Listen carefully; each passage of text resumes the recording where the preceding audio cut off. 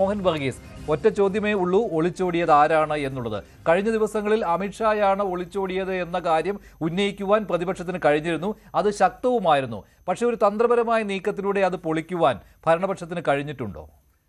Shri Manjush, ഒളിച്ചോട്ടത്തിന് tactical withdrawal എന്നുകൂടി പറയാം. ഇത് എങ്ങനെയാണ് നമ്മൾ ആ ഒളിച്ചോട്ടത്തെ കാണേണ്ടത് എന്നതാണ്.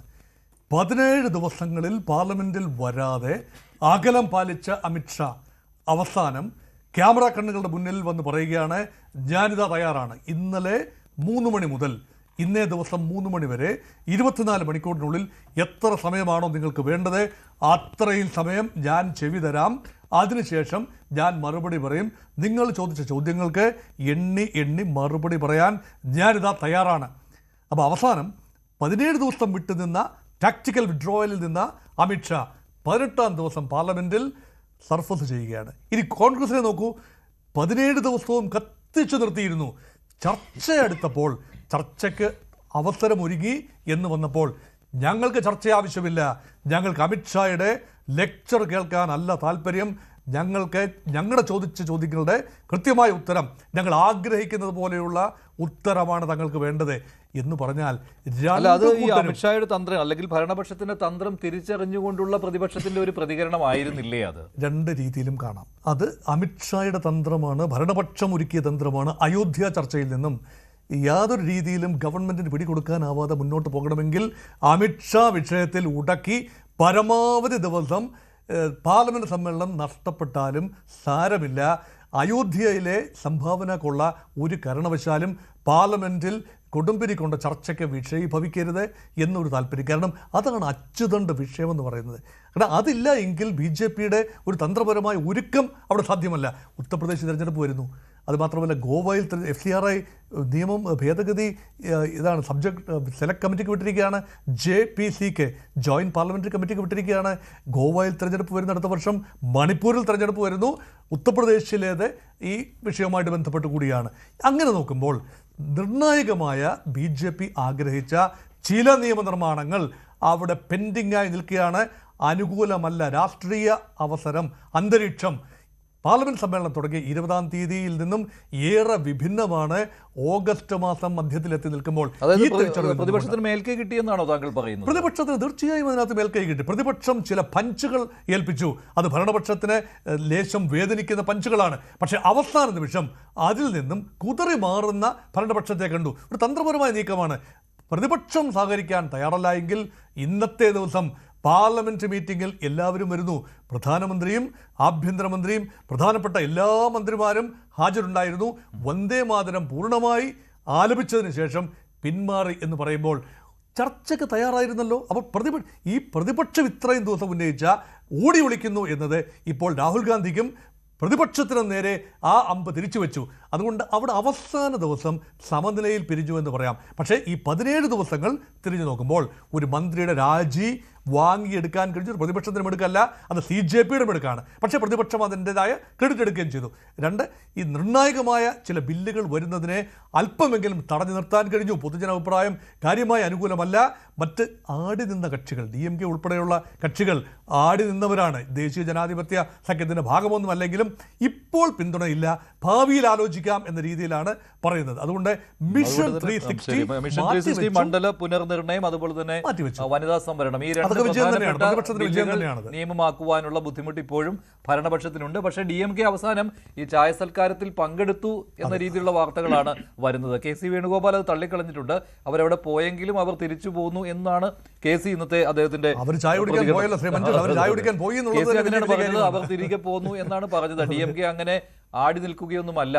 DMK NDA പക്ഷത്തേക്ക് പോവുകയില്ല എന്നുള്ള ആത്മവിശ്വാസം പ്രകടിപ്പിക്കുകയുണ്ടായി. അതുമാത്രമല്ല FCR ബില്ലിന്റെ കാര്യത്തിൽ DMK ഭരണപക്ഷത്തിന് അനുകൂലമായ നിലപാടല്ല സ്വീകരിച്ചത്. ഇതും ഇന്ത്യ സഖ്യത്തിന്റെ ഒരു വാദമാണ്. ശ്രീ MS വേണുഗോപാൽ, താങ്കൾ എങ്ങനെയാണ് കാണുന്നത്? അവസാനം ചർച്ചയാവാമെന്നൊക്കെ പറഞ്ഞെങ്കിലും പ്രതിപക്ഷം ആ തന്ത്രത്തിൽ വീണില്ല എന്നാണല്ലോ. ഇതിനകത്ത് ഏറ്റവും പ്രധാനപ്പെട്ടത് അമിത്ഷായും നരേന്ദ്രമോദിയും പലപ്പോഴും എടുത്തിട്ടുള്ള തന്ത്രമെന്ന് പറയുന്നത് ചാണക്യതന്ത്രമാണ്. ഇത്തവണ അവരെടുത്ത ഒരു തത്വമാണ്, അത് ബുദ്ധൻ്റെ തത്വമാണ്. അതായത് ബുദ്ധനോട് ചോദിച്ചു, എന്നോട് അഭിപ്രായങ്ങൾ ചോദിക്കുമ്പോൾ അതിന് തർക്കുത്തരം പറയുന്നവർ അല്ലെങ്കിൽ ഞാൻ പറയുന്നത് കേൾക്കാത്തവർ വന്നാൽ എന്ത് ചെയ്യണം? നിങ്ങൾ മൗനം പാലിക്കണം. നിങ്ങൾ മൗനം പാലിച്ചിട്ടും, ഞാൻ മൗനം പാലിച്ചു, അപ്പം മൗനം പാലിച്ചിട്ടും അവർ വീണ്ടും ബഹളം വെച്ചുകൊണ്ടിരുന്നാൽ എന്ത് ചെയ്യണം? നിങ്ങൾ തിരിഞ്ഞു നടക്കണം. ഇതാണ് ഇത്തവണത്തെ സെഷനിൽ ഉണ്ടായത്. അതായത് 18ാം പാർലമെൻറ്റിൻ്റെ 8 സെഷൻ നടന്നു ഇതുവരെ. 2024 3, 25 3, ഇപ്പോൾ 2 സെഷൻ. ഇതിൽ ഒരൊറ്റ സെഷൻ മാത്രമാണ് പ്രതിപക്ഷം മര്യാദയ്ക്കിരുന്നത്. അതെന്നറിയാമോ? ഓത്ത് ടേക്കിംഗ് സെറിമണി. ആ ഓത്ത് ടേക്കിംഗ് സെറിമണി കഴിഞ്ഞ് പിന്നെ നടന്നിട്ടുള്ള എല്ലാ പാർലമെൻറ്റ് സെഷനും ഒരു വിഷയം അല്ലെങ്കിൽ മറ്റൊരു വിഷയം പറഞ്ഞ് അലങ്കോലമാക്കും. ഒന്നുകിൽ പഹൽഗാം എടുത്തിടും, അവിടെ നടന്ന സംഭവത്തിൽ കേന്ദ്ര ഗവൺമെൻറ് വീഴ്ചയാണ്, കേന്ദ്ര ഇൻ്റലിജൻസിൻ്റെ വീഴ്ചയാണ് എന്ന് പറഞ്ഞിട്ട് പിന്നെ അതിനകത്ത് ഡിസ്കഷൻ ഇല്ല, പിന്നെ തർക്കുത്തരവും ചർച്ച പിന്നെ വാക്കൗട്ടും മാത്രമേ ഉള്ളൂ. അത് കഴിഞ്ഞപ്പോൾ പിന്നെ ഓപ്പറേഷൻ സിന്ദൂർ വന്നു. അപ്പോഴും പാകിസ്ഥാൻകാർ എത്ര പേര് മരിച്ചു എന്നല്ല, ഇന്ത്യക്കാർ എത്ര പേര് മരിച്ചു എന്നാണ്. രണ്ടും ചോദിക്കുന്നതിന് കുഴപ്പമില്ല. പക്ഷേ അവർക്ക് പാകിസ്ഥാൻകാർ മരിച്ചതോ പാകിസ്ഥാനിൽ എത്ര വിമാനം തകർന്നു എന്ന് പറയേണ്ട, ഇന്ത്യക്കാരന് എത്ര മരിച്ചു, ഇന്ത്യയുടെ എത്ര വിമാനം തകർന്നു എന്ന് മാത്രം പറഞ്ഞാൽ മതി എന്നാണ്. ഈ മാത്രമാണ് ഈ പ്രശ്നം. ഇപ്പോൾ ഇത് കഴിഞ്ഞിട്ട് പിന്നെ വന്നത് എന്താ? നമ്മുടെ നരേൻ്റെ പുസ്തകം എടുത്തുകൊണ്ട് വന്നു. ആ പുസ്തകത്തിൽ ചൈന ആക്രമിച്ചു, ചൈന കീഴടക്കി, നമ്മുടെ ഏരിയ കൊണ്ടുപോയി എന്നൊക്കെ പറയുന്ന വിധത്തിലേക്ക് വരെ ചർച്ച കൊണ്ടുവന്നു. അതും ബഡ്ജറ്റ് സെഷൻ നടക്കുമ്പോഴാണെന്ന് ഓർക്കണം. ബഡ്ജറ്റുമായി യാതൊരു ബന്ധവും ഇല്ലാത്ത വിഷയങ്ങളാണ് രാഹുൽ ഗാന്ധി എല്ലാ കാലത്തും ഉന്നയിച്ചിട്ടുള്ളത്. ഇത് തന്നെയാണ് ഇപ്പോഴും ആരംഭിച്ചിരിക്കുന്നത്. അപ്പോൾ ഇത്തവണ കുട്ടികളുടെ പ്രശ്നം പറഞ്ഞുകൊണ്ട് വന്നു ആദ്യം. അല്ല പിന്നെ ധർമ്മേന്ദ്ര പ്രധാൻ രാജിവെക്കണം എന്ന് പറഞ്ഞുകൊണ്ട് വന്നു. അപ്പോൾ അതിൽ ഡിസ്കഷൻ വേണമെന്ന് പറഞ്ഞുകൊണ്ട് വന്നു.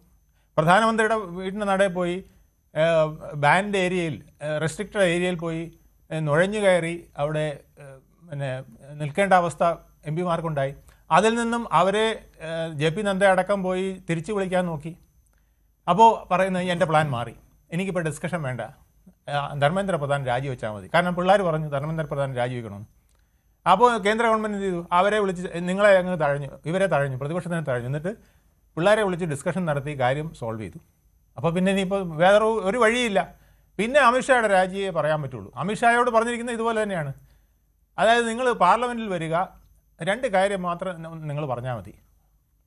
പെറ്റൽ പിന്നെ ഇത് എന്താ പിന്നെ പെല്ലറ്റ് ഗൺ ഉപയോഗിച്ചത്, നീറ്റ് പരീക്ഷയെക്കുറിച്ചുമാണ്. ആ നീറ്റ് പരീക്ഷയെക്കുറിച്ചുണ്ട്. അതിൽ കഴിഞ്ഞല്ലോ, ആ പ്രശ്നം തീർന്നല്ലോ. പിന്നെ പറയുന്നത് പെല്ലറ്റ് ഗൺ ഉപയോഗിച്ചത് താങ്കളുടെ ഉത്തരവ് പ്രകാരമാണോ അല്ലയോ, അത് മാത്രം അറിഞ്ഞാൽ മതി, വേറൊന്നും വേണ്ട. അല്ലെങ്കിൽ താങ്കൾ ആരാണ് ഉത്തരവ് കൊടുത്തത്, ഈ 2 കാര്യങ്ങളെ പറയാവൂ, വേറൊന്നും പറയാൻ പാടില്ല. അതായത് പാർലമെൻറ്റിനകത്ത് ഒരു ഡിസ്കഷനും പാടില്ല. അതുകൊണ്ടാണ് ഞാൻ പറഞ്ഞത് ഒരൊറ്റ 8 പാർലമെൻറ്റ് സെഷൻ നടന്നതിൽ ഒരൊറ്റ സെഷൻ ഓത്ത് ടേക്കിംഗ് സെറിമണി മാത്രം. അവിടെ നാടകമായിട്ടാണ് വന്നത്. ഭരണഘടനയുടെ ഒരു കൊച്ചു പുസ്തകം എടുത്തുകൊണ്ട് വന്നിട്ട് ഷോ കാണിച്ച് പബ്ലിസിറ്റി ക്രൈസിലാണ് അദ്ദേഹം. അല്ല, അമിത്ഷാ വിട്ടു നിന്ന് എന്തുകൊണ്ടാണ് ഞാനതാ പറഞ്ഞേ? അമിത്ഷാ വിട്ടു നിന്നുകൊണ്ട്, അമിത്ഷാ വിട്ടു നിന്നതിൽ ഒറ്റ കാര്യമാണ് പറഞ്ഞേ, കിരൺ റിജിജു സംസാരിക്കാത്ത പ്രതിപക്ഷ നേതാക്കളില്ല. അതായത് രാഹുൽ ഗാന്ധിയോട് സംസാരിച്ചു, അദ്ദേഹം പറഞ്ഞു, കിരൺ റിജിജു പറഞ്ഞു, ഞാൻ രാഹുൽ ഗാന്ധിയോട് സംസാരിച്ചു, പ്രിയങ്ക ഗാന്ധിയോട് സംസാരിച്ചു, മല്ലികാർജ്ജുന ഖാർഗെയോട് സംസാരിച്ചു, KC വേണുഗോപാലിനോട് സംസാരിച്ചു. ഇനി സംസാരിക്കാൻ പ്രതിപക്ഷത്തെ ആരും ബാക്കിയില്ല. എല്ലാ ടോപ്പ് ലീഡേഴ്സുമായിട്ട് സംസാരിച്ചു. ഒറ്റ കാര്യമാണ് പറഞ്ഞത്, അമിത്ഷാ വരും, അദ്ദേഹം പറയുമ്പോൾ നിങ്ങൾ ഒന്ന് സൈലൻ്റ് ആയിരിക്കണം. ഇല്ല, അതില്ല. ഇന്ന് പവൻ ഖേര പറഞ്ഞെന്തറിയാമോ? അമിത്ഷാ വരുന്നെങ്കിൽ വന്നോട്ടെ, ഒറ്റ കണ്ടീഷൻ, രാജിക്കത്തുമായിട്ട് വന്നാൽ മതി അദ്ദേഹം. പവൻ ഖേര പറഞ്ഞതാണ്. ഇത് തന്നെയാണ് ഇവരുടെ മുഴുവൻ മുദ്രാവാക്യം. അങ്ങനെ ഒരു ഇത് നമ്മുടെ ഈ SFI പിള്ളേർ സ്കൂളിലും കോളേജിലും നടത്തുന്ന സമരങ്ങൾക്ക് പറയുന്ന പോലെയാണ്.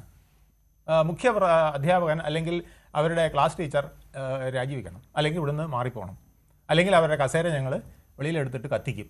ഈ തരത്തിലേക്ക് ഇന്ത്യൻ പാർലമെൻറ്റിനെ കൊണ്ട് എത്തിച്ചാൽ അതിൻ്റെ അവസ്ഥ എന്താകുമെന്ന് ആലോചിക്കണം. ഇത് ഇന്ത്യൻ പാർലമെൻറ്റ് മാത്രമല്ല, അതായത് കുറേ നാളായിട്ട് നടന്നു വരുന്നൊരു കീഴ്വഴക്കമാണ്. ആദ്യം നമ്മുടെ ഇലക്ഷനെ പിടിച്ചു, വോട്ട് പെട്ടി ഇലക്ഷൻ, അത് കൊണ്ടുവന്നത് ആരാണ്? കോൺഗ്രസ് ആണ്. ആ കോൺഗ്രസ് തന്നെ പറയുകയാണ് ഇലക്ഷൻ വോട്ടിംഗ് മെഷീൻ കുഴപ്പമാണ്, അതുകൊണ്ടാണ് ഞങ്ങൾ ജയിക്കാത്തത്. അത് കഴിഞ്ഞിട്ട് പിന്നെന്താ? വോട്ട് ചോരിയായി. ശരി, താങ്കൾ പറയുന്നത് ഇവിടെ പ്രതിപക്ഷമാണ് ഈ ചർച്ച അലങ്കോലപ്പെടുത്തിയത്, അല്ലെങ്കിൽ ചർച്ചയിലേക്ക് വരാതിരിക്കാൻ 2 കാരണമുണ്ട്.